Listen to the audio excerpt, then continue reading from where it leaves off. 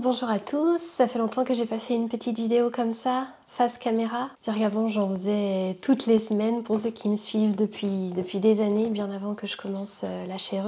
Donc ça me fait bizarre de me retrouver seule face à mon ordinateur pour répondre à quelques questions. Donc je vous ai demandé sur Instagram, en story, de me poser quelques questions, vous disant que j'en sélectionnerai 5 pour y répondre directement dans une vidéo sur YouTube. Donc me voici pour les réponses. Merci à tous ceux qui ont participé. Alors pour ceux qui ne me suivent pas encore sur Instagram, je vous mettrai mon compte là, ici. Si ce concept vous plaît, j'en ferai de temps en temps. Voilà, alors première question qui m'a été posée, j'ai tout fait des screenshots sur mon téléphone. Qu'est-ce qui te plaît le plus dans le rôle d'opérateur et dans celui de télépathe? Alors j'ai même pas réfléchi aux réponses pour être vraiment la plus spontanée possible. Qu'est-ce qui me plaît le plus? Alors déjà, dans le rôle de télépathe, ce qui me plaît le plus, c'est justement de pouvoir tout lâcher. Parce que dans ma vie de tous les jours, on va dire que ça mouline pas mal, comme la plupart des gens, j'imagine. Ça mouline pas mal, il y a toujours 36 000 choses en tête, 36 000 choses à penser, à ne pas oublier. Et là, en fait, je me permets, puisque de toute façon, c'est la base aussi du rôle de télépathe, de tout lâcher, de ne plus penser à rien. Et qu'est-ce que ça fait du bien! C'est vraiment le cerveau presque en pause. Je ne vais pas vous dire en pause à 100%, parce qu'il y a toujours quand même quelques petites pensées au loin, mais ouais. Et puis bien sûr, de vivre les histoires. De vivre les histoires, c'est même pas comme quand on regarde un film, même si je suis très sensible et que je ressens aussi beaucoup les émotions, même en regardant un film ou une émission ou quoi que ce soit. Là, tu vis le truc.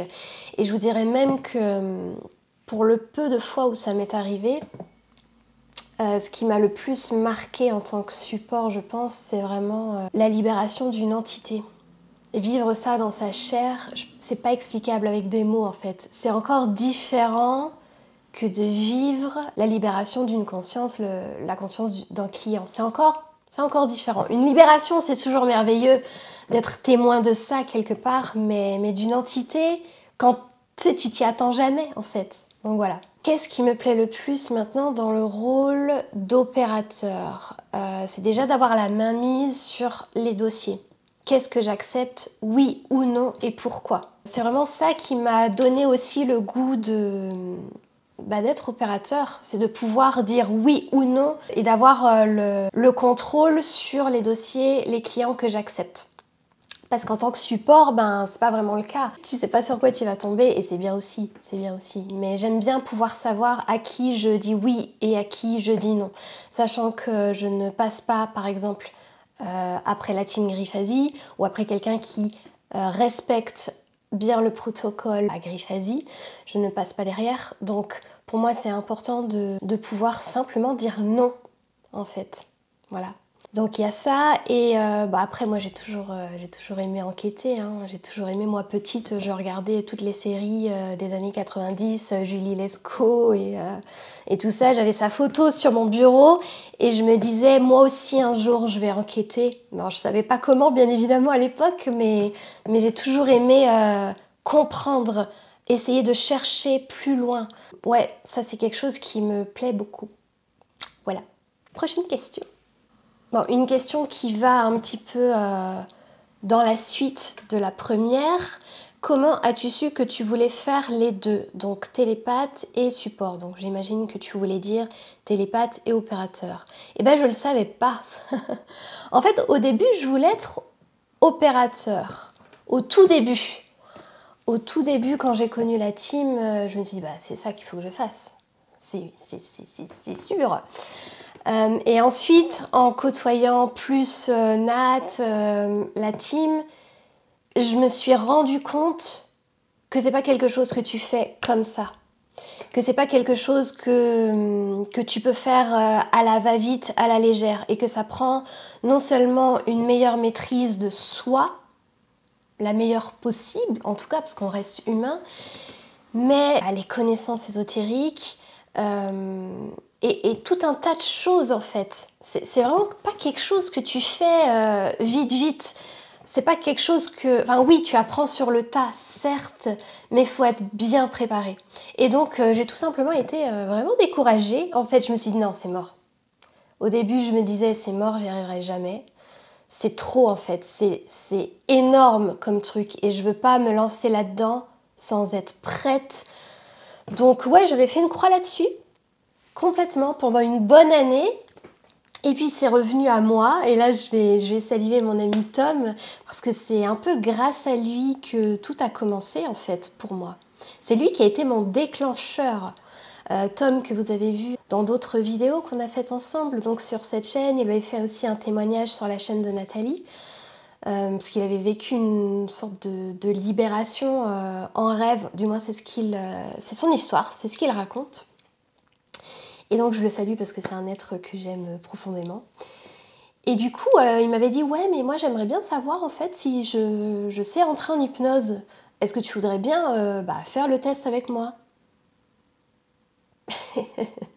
Et sur le moment, j'étais comme mais j'ai jamais fait ça de ma life en fait, Tom, je veux bien, mais non en fait.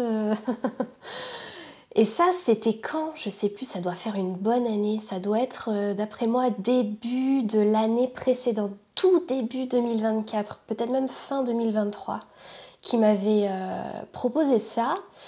Et puis finalement, ça s'est fait dans la plus grande simplicité. Peu de temps après, quelques semaines après, je pense. Je pense que c'était après Nice l'année dernière.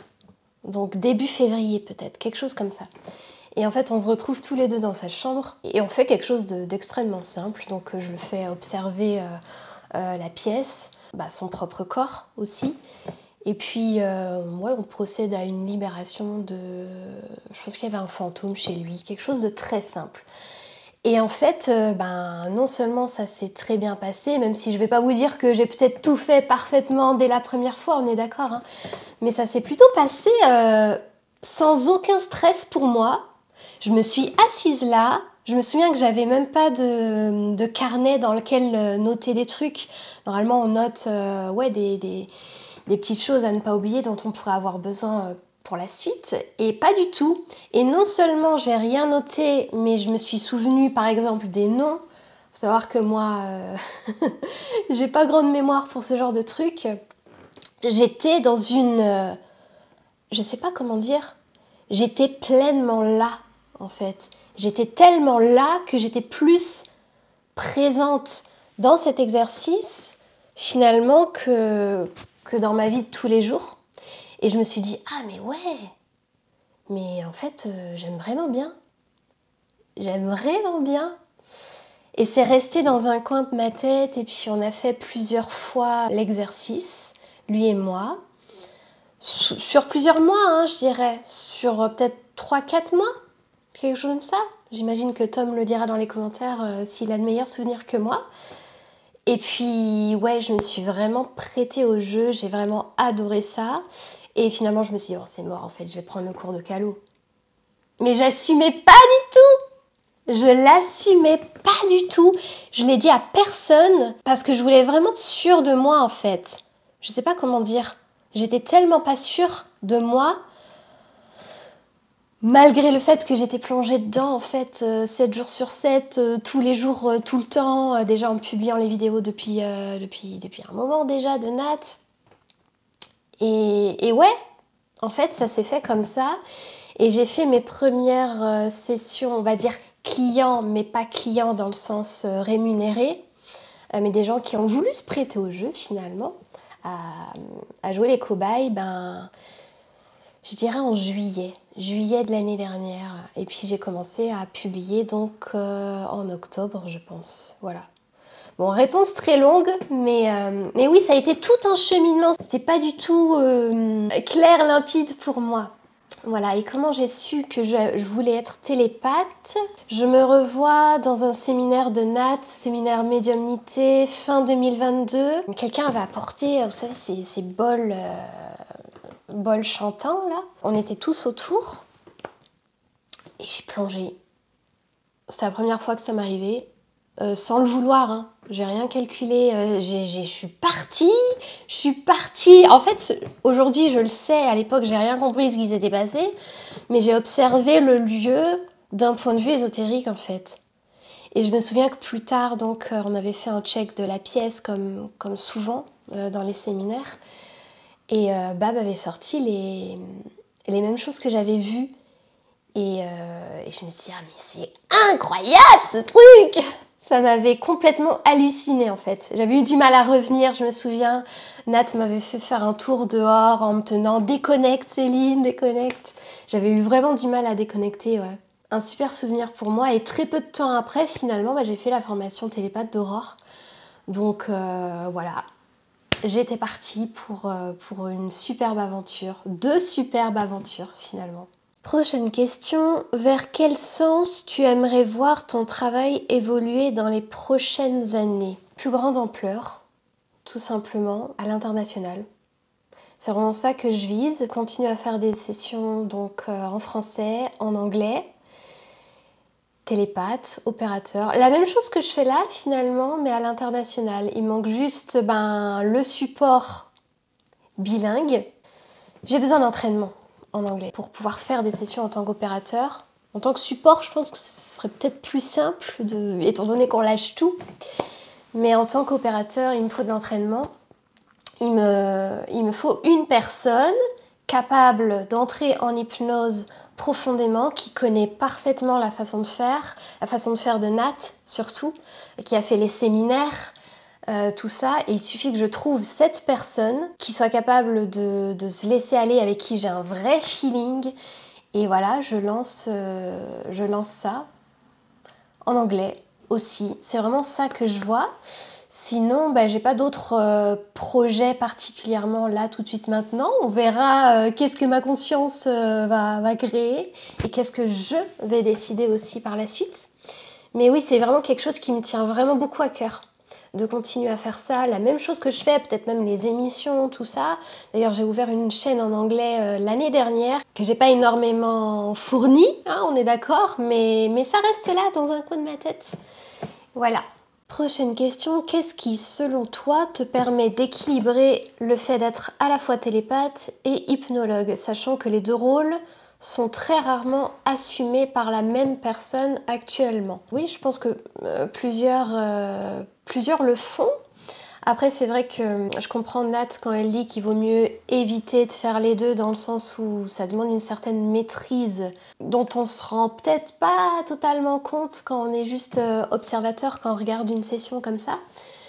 Pour ma part, je sais que quand j'entre en tant qu'opérateur, je suis pas connectée, je suis pas... En fait, je n'ai pas de visuel. C'est ça que je veux dire. Je ne vois pas. Mais en fait, moi, mon canal visuel n'est pas vraiment ouvert. Déjà, dans la vie de tous les jours, ma médiumnité ne passe pas comme ça. Donc, en session, c'est un peu pareil finalement. Je ne vois pas et je ne veux pas voir. Je me fie vraiment uniquement au support. Qu'est-ce qui me permet d'équilibrer? Je pense que c'est vraiment les personnes avec qui je travaille, que j'embrasse au passage. Je vous aime. Voilà.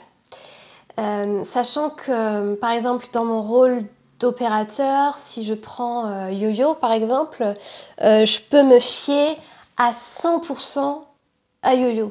Sachant, bien évidemment, je prends en compte les filtres éventuels de chaque personne, etc. La confiance en les gens avec qui je travaille, c'est pour moi ce qui me permet d'obtenir cette forme d'équilibre. Et pareil, en tant que support, quand je pars avec Anaïk par exemple, j'ai une confiance pleine et entière en elle, en l'être humain, et en elle, en l'hypnologue qui est exceptionnel. Donc pour moi, c'est un équilibre. En fait, je pense que ça passe vraiment par là. Les personnes avec qui je travaille. Je peux rien faire dans la vie avec des gens que j'aime à moitié, je sais pas faire, en fait. Moi, je suis quelqu'un de pleine et entière. Quand je me donne, c'est à 1000%. Et il faut que je puisse travailler avec des gens qui fonctionnent aussi comme ça et avec qui je peux être pleinement moi-même dans un rôle ou dans l'autre. Bon, dernière question pour aujourd'hui. Je vais prendre celle-là. Est-ce que si on l'a déjà fait une HRE, il est possible que l'on soit de nouveau vampirisé ou autre? Alors cette question, elle revient souvent. Déjà, je veux dire que faut prendre en considération que le temps n'existe pas pour une conscience. Il n'y a pas de avant j'étais interférée, je fais ma session et après je suis plus interférée et je le serai plus. Ça, c'est une façon linéaire de réfléchir, une façon humaine de réfléchir. Mais les consciences ne fonctionnent pas comme ça. En fait, on pourra aller voir une conscience, une partie subliminale, toutes les semaines et trouver quelque chose. Parce qu'en fait, on n'irait pas nécessairement voir la même partie subliminale. On est une infinité de parties subliminales, des milliards de parties subliminales. Déjà, juste là, en tant que le personnage qu'on incarne. Donc, il n'y a pas de « je me fais à nouveau interférer ». Il y a simplement des parties subliminales dans cette infinité qui nous représente, qui n'ont peut-être pas encore intégré le fonctionnement de l'interférence. Il faut se donner du temps. Il faut être bienveillant avec soi. Nathalie parle souvent dans ses séminaires de poupées russes. Donc, les grosses poupées et les plus petites poupées qui sont plus auprès du corps physique, plus de la matière. Et d'ailleurs, quand on dit « je voudrais que tu ailles voir la partie physique », en fait, ça veut rien dire.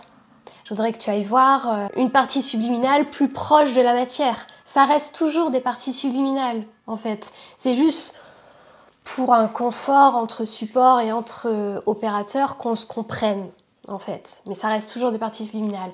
Donc, est-ce qu'on peut se faire réinterférer? En fait, la question n'est pas vraiment juste de poser de cette façon-là. Parce que j'ai envie de dire non. On va voir l'origine. Donc là, sur le dessus, on a fait des changements. On a changé les conditions ésotériques. Donc là, c'est comme si tous les changements depuis l'origine devaient découler dans toutes les parties subliminales impactées par l'interférence. Donc, bien évidemment que d'un point de vue subliminal, il n'y a pas de temps, ça n'existe pas, c'est fait. Mais nous ici, dans la matière, le temps, on doit dealer avec. Donc voilà, il y a juste cette façon d'intégrer les nouvelles conditions ésotériques. Pour certaines choses, c'est dans l'immédiat. Pour d'autres, ça prend plus de temps, sachant que le corps physique, lui aussi, a des programmes. De nombreux programmes qu'il faut apprendre à défaire. Et prenez aussi en compte que la volonté de la partie incarnée compte énormément. On a notre libre arbitre aussi. Et on doit faire notre job aussi à notre échelle. On doit prendre des décisions qui sont parfois inconfortables, qu'on n'a pas du tout envie de prendre. Et là encore, je sais de quoi je parle puisque je suis passée par là. Et souvent, notre confort, on n'a pas trop envie qu'il parte en éclats. Et pourtant, c'est tellement important, justement, d'utiliser ce libre arbitre qui est le nôtre pour avancer, pour changer les choses. Et qu'est-ce que ça fait du bien après, quoi. Mais c'est pas évident, ne pas entrer dans une forme de culpabilité, de « oh, je suis pas capable encore de faire ça, nanana. Ah oui, j'ai encore tel programme. Ah oui, je sais que j'ai encore ça à faire ou à changer. J'y arrive pas, nanana. » Lâcher, en fait. Prendre son temps. On a toute notre vie jusqu'à notre dernier souffle pour métaboliser, donc c'est plutôt une bonne nouvelle. Voilà ce que je pourrais dire. Merci à tous pour vos questions. Donc j'en ferai une autre, je pense, prochainement, parce que j'en ai reçu d'autres. Surveillez donc les prochaines stories, parce que j'ai bien envie d'en faire d'autres finalement. Et puis voilà, je vous dis à bientôt dans une nouvelle vidéo. Et merci, prenez soin de vous tout le monde.